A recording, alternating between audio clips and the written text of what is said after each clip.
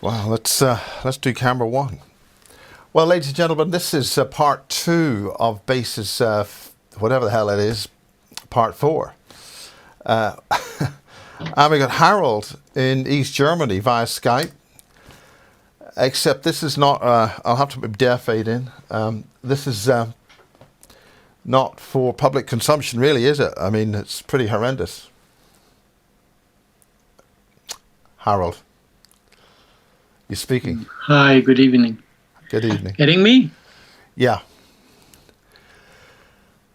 Can you hear me? I can hear you clear and Good. Brilliant. Good. Well, let's get down to it. We're talking about the Podesta files.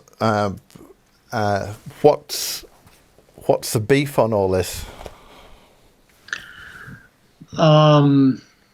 I stumbled across it a couple of days ago. Just the art collection of Tony is connected to the Clinton administration.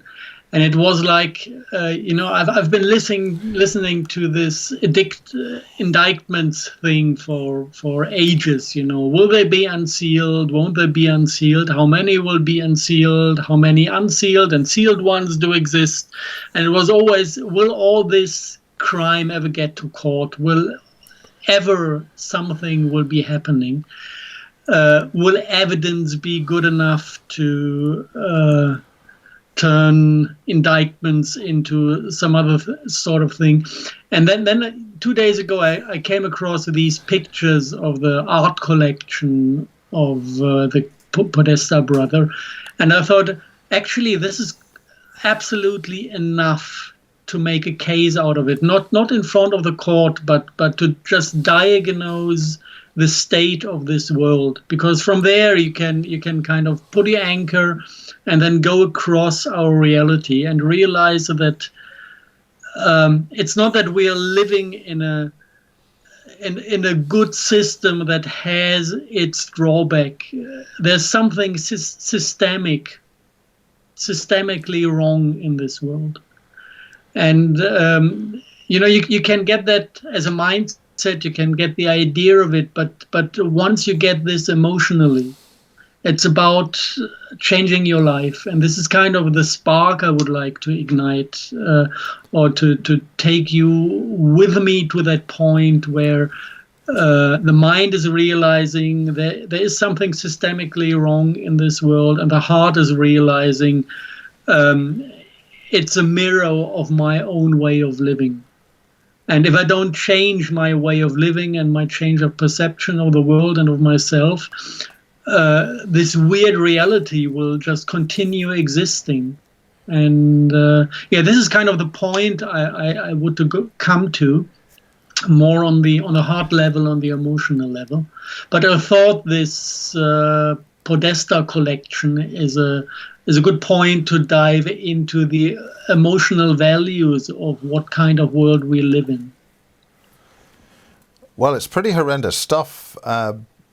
It's all in German on that website, and I've already shown a number of these videos or images to the audience just to give them a flavour. Maybe it's good to start from the bottom of that website, because the real heavy stuff is more on the end of that line.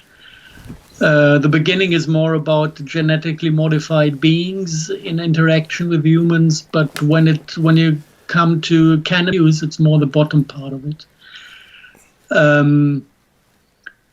And I mean, this is not the video that is connected to that German site. It actually shows in detail that this is not art, but this is artistic documentation of things that really happen. But it's not a thing that it's about now, whether this is real or not real. What definitely is real, that people's dreams and desires are into that stuff.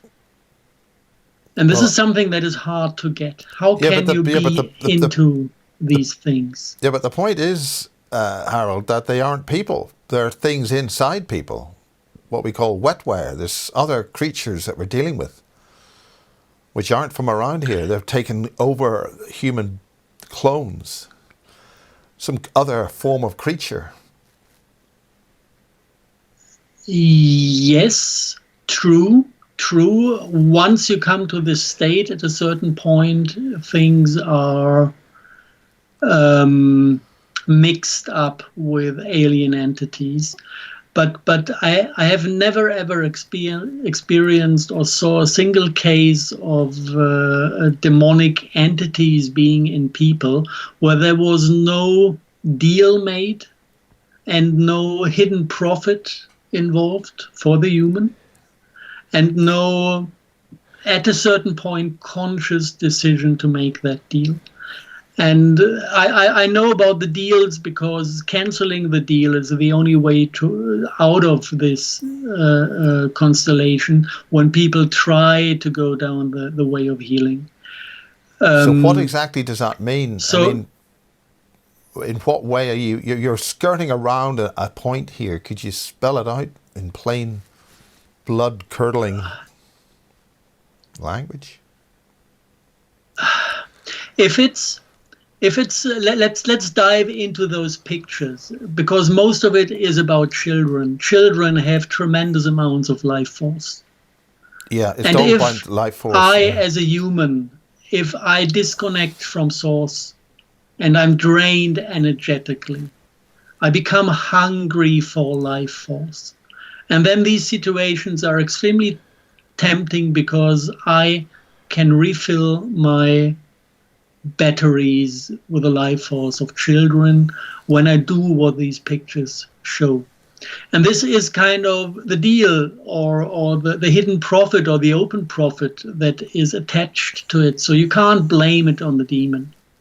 The demon it sits in the mind, it sits in the mental field, and all the things the demon can do actually is rearrange the thoughts in a way that whatever human creatures do somehow has its internal logic. This is why you call mad people mental, because the mental field with the little demonic help has the ability to rearrange things in a way that they appear coherent. Yeah, then slaughtering a human and drinking his blood is art. So what? Art is good, you know? The mental field gives it all. It just moves in a way that you can justify things and make them look coherent. So what we have is actually humans who out of their own history and free will bring themselves into this state of being mental. And then of course you've got the demonic thing that is like inserted like a cube into that mental field, unfolding its own fantasy, dynamic mindset, whatever. But still it's always a human attached to it that does things, and humans tend to do things out of their free ego will. And this is what we need to see. And this is why I say this world is not a good place with mistakes and little mishaps happening here and there. This is something that is systematically wrong from the very basis of it. And if we want to change it, we have to look at the core structure of these things and start working on ourselves to get rid of that systemic problem within our realities. Now, there's a picture which shows a number of children with their hands behind their backs, but it's in a swimming pool, and this swimming pool physically exists. And in the video, there's a request to, do you know where this pool is?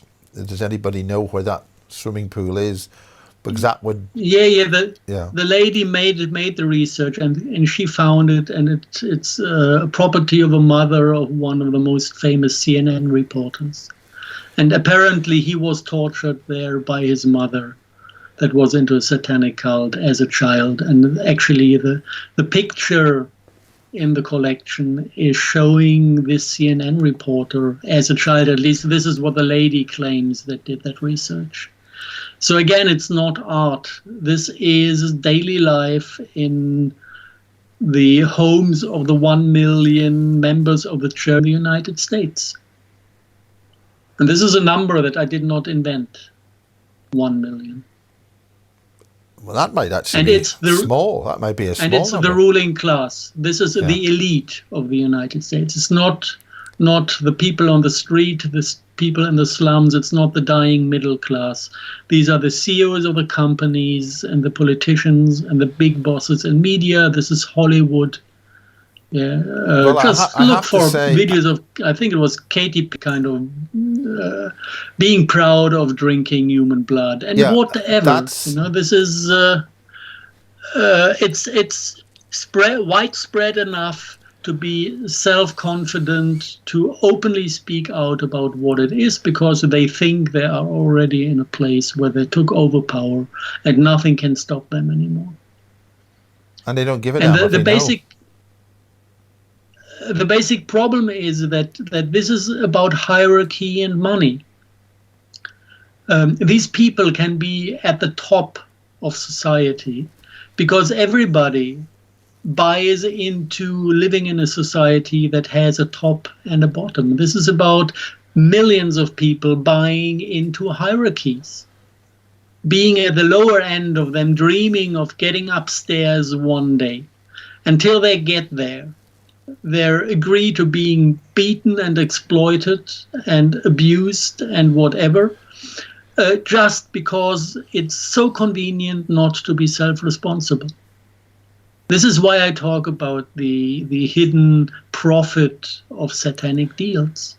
Buying into a hierarchy is buying into a satanic deal, because never ever at the top of a hierarchy something good will appear. At the top of the hierarchy, those will appear who are in the perpetrator role, because this is what they're into.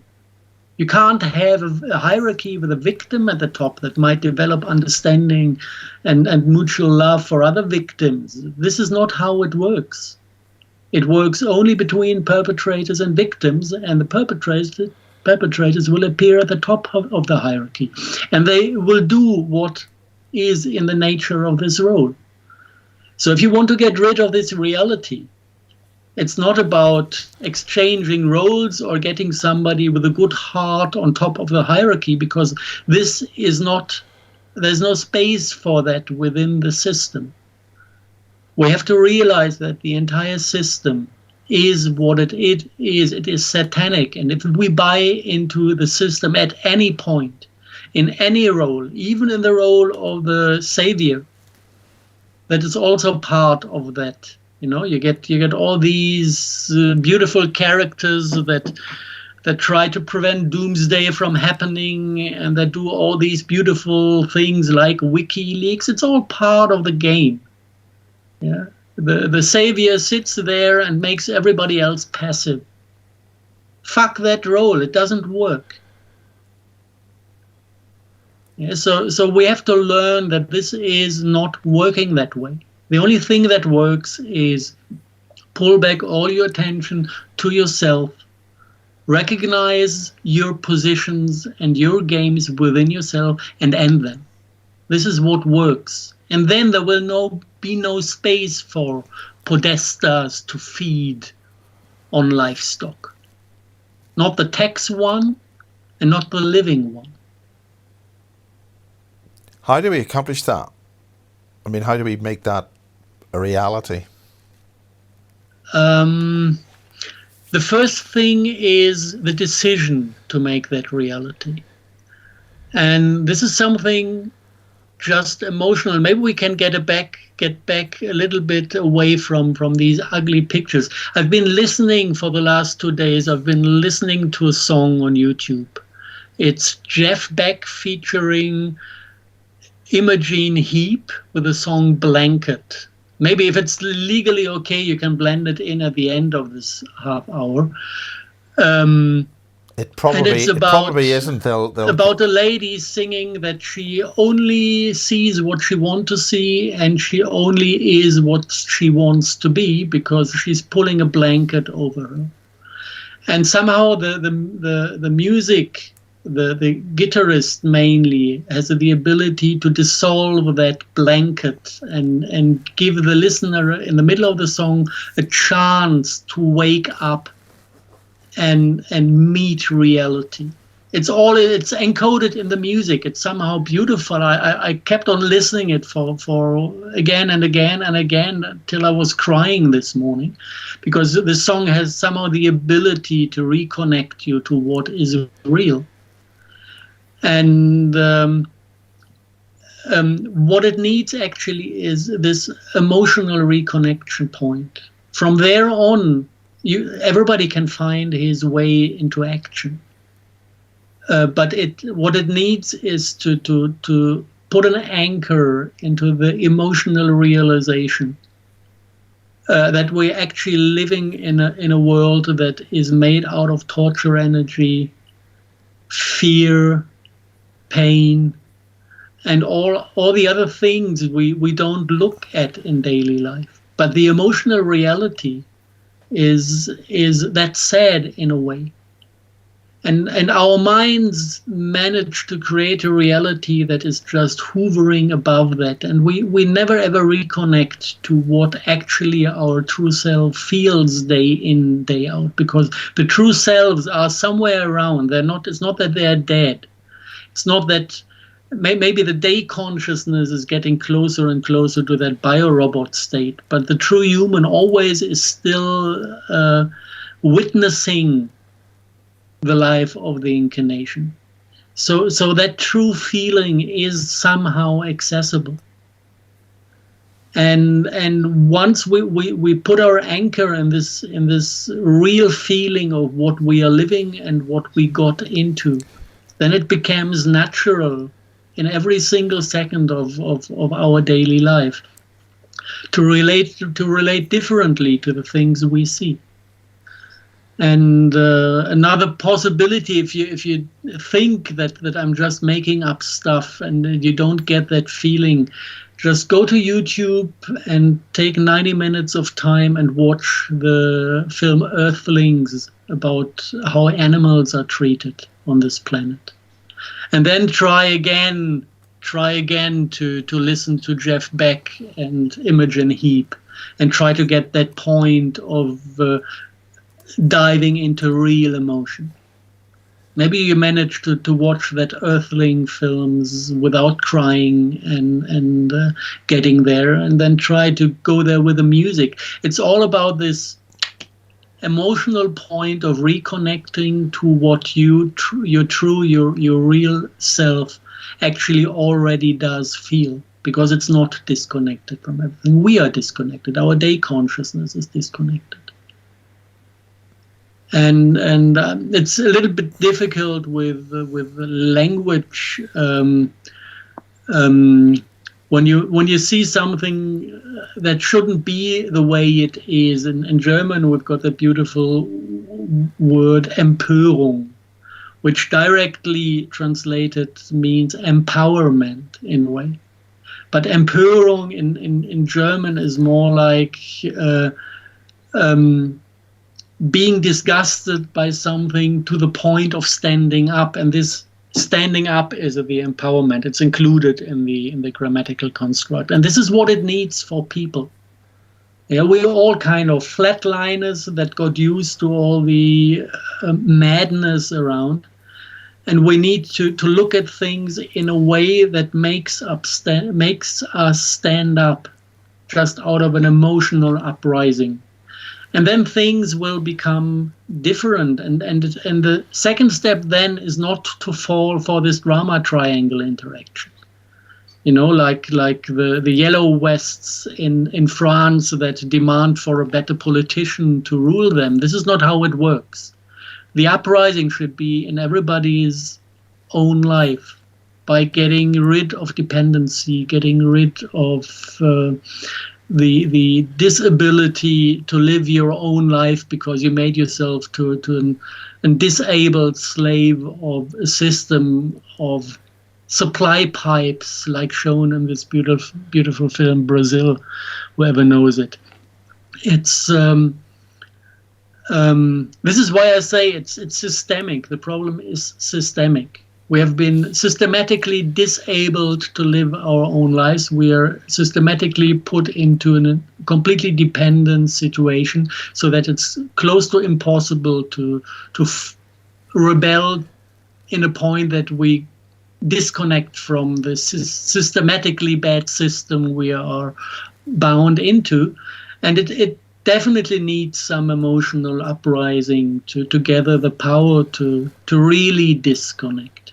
To say, no, I'm not giving tax to a government that is financing and supplying and ruling ISIS to kill 600, 700,000 people in Syria. Because this is what at the moment is done with our tax money.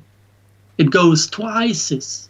It goes to the intelligence community that is giving intel to ISIS for mass murder. And whatever they do, it's systemic. Yeah, who is in love with the white helmets in Syria, and their daily business is to slaughter children, to trade their organs. This is systemic. Yeah, and I expect people, when they see a fucking Hollywood movie with George, to stand up and puke on the shoulder of the one sitting in front of them, because this is what we should do when we see a face that is supporting such things. But nobody reacts. Nothing is happening. People are just dream walking. And this is why I say it needs this one emotional touchdown in every single life of every single people on this planet to realize what's happening over here. Because if we don't realize that in an emotional state, we will just keep on dream walking. And I can promise you, if everybody keeps dream walking in this world, we will dream walk to hell. Because this is what you can see in Podesta's a little collection of art, where this is going.